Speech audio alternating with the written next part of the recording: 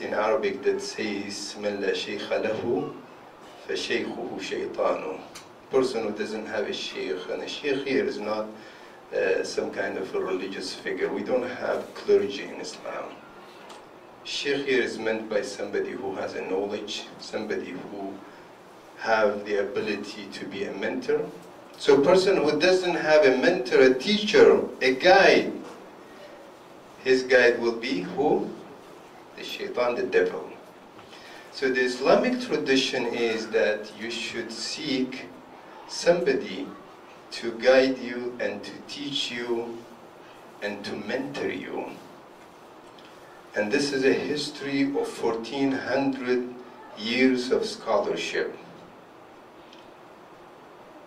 One of the contemporary scholars, Sheikh Muhammad al-Sha'rawi, highlighting the importance of having a teacher and a mentor, says that if you want to know the proper recitation of the Quran, and no matter how much you know of Arabic, you cannot do it on your own. You need a teacher and a mentor, because you will start reading the second surah of the Quran, and how would you read it?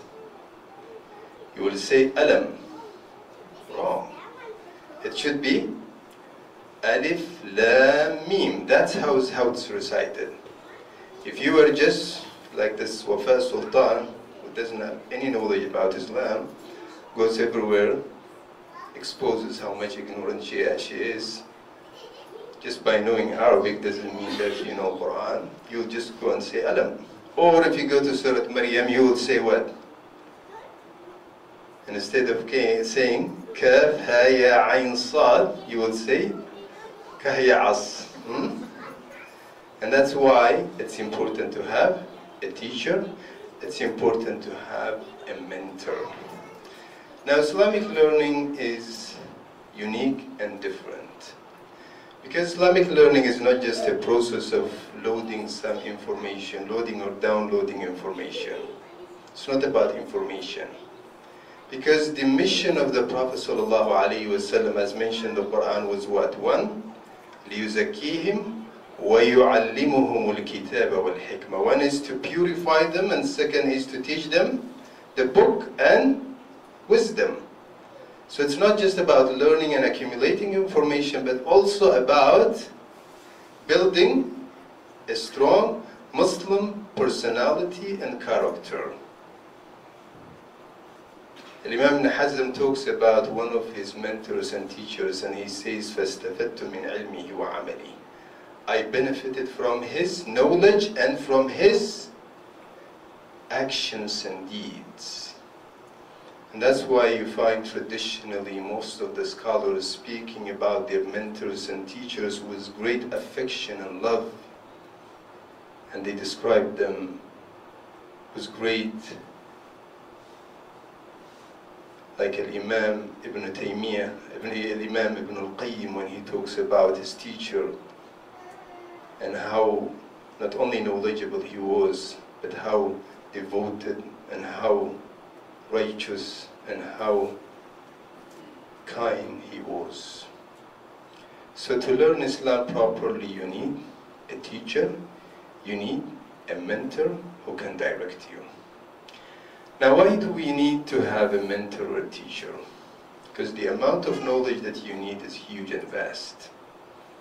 To reach to point number 10, you have to go through point number 1, 2, 3. So there is a sequence.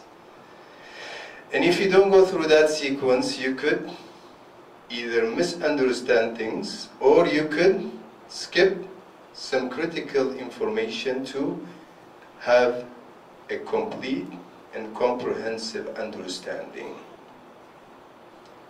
The Quran has been revealed to the Prophet ﷺ in a span of 23 years. There is something called the Meccan verses, the Medinian verses. There is something called the abrogated verses and Al-Mansukh. There is something called the general Al-Am. There is something called the specific. There are conditions. So you cannot just open the book and read it on your own. You need direction, you need mentors, you need teachers. Similarly, if you were to read the hadith In the hadith, there is a hadith that's authentic, there is a hadith that's not authentic. Similarly, there is one hadith, there is another hadith that complements that hadith. So that's why you need a teacher, you need a mentor, you need a guide. Otherwise, a person could end up being what they call in Arabic, Hatibul Layl. What's Hatibul Layl? Hatibul Layl, imagine you want to collect together wood during the night. What happens? It's night, it's dark, trying to collect wood from the ground. So you'll end up collecting maybe some wood, but also lots of garbage. So you need what? You need light. And that light is a mentor, a teacher, and this is something very critical and very important to remember and understand.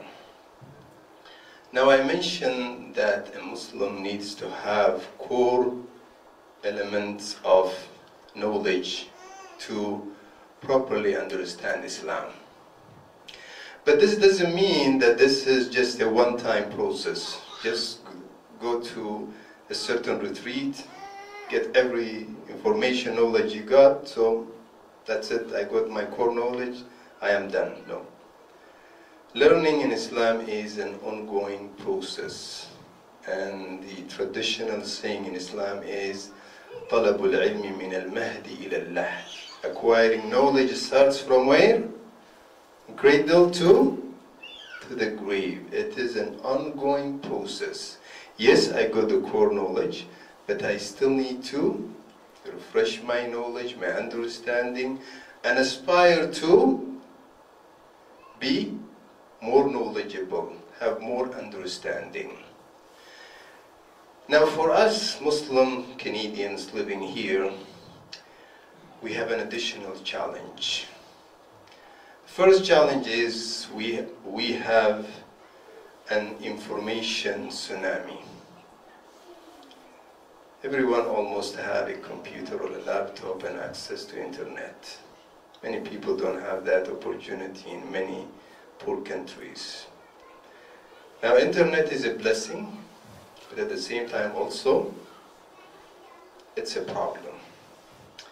If you were to try to learn Islam through the internet, then you are putting yourself in a great danger and in a great risk. Because in the internet, the voices that claim to speak in the name of Islam are endless. And that's why you need to find authentic sources and good mentor and good guide. Otherwise you could gather a lot of garbage. You'd find one person saying that this scholar is a kafir, is a liar, nobody should listen to him. Another person saying the opposite statement. This person coming and saying, no, women don't need to wear hijab. This person coming, no, Islam, to be a gay is okay. All these kinds of garbage. And even extremism, violence, people who claim in the name of Islam that it's okay to go and kill innocent people. And they claim that this is what Islam is. That's why when we utilize internet, we should use it as a secondary source, as a complementary information, not as our main source of Islam. So that's one challenge. We have so much information at our disposal,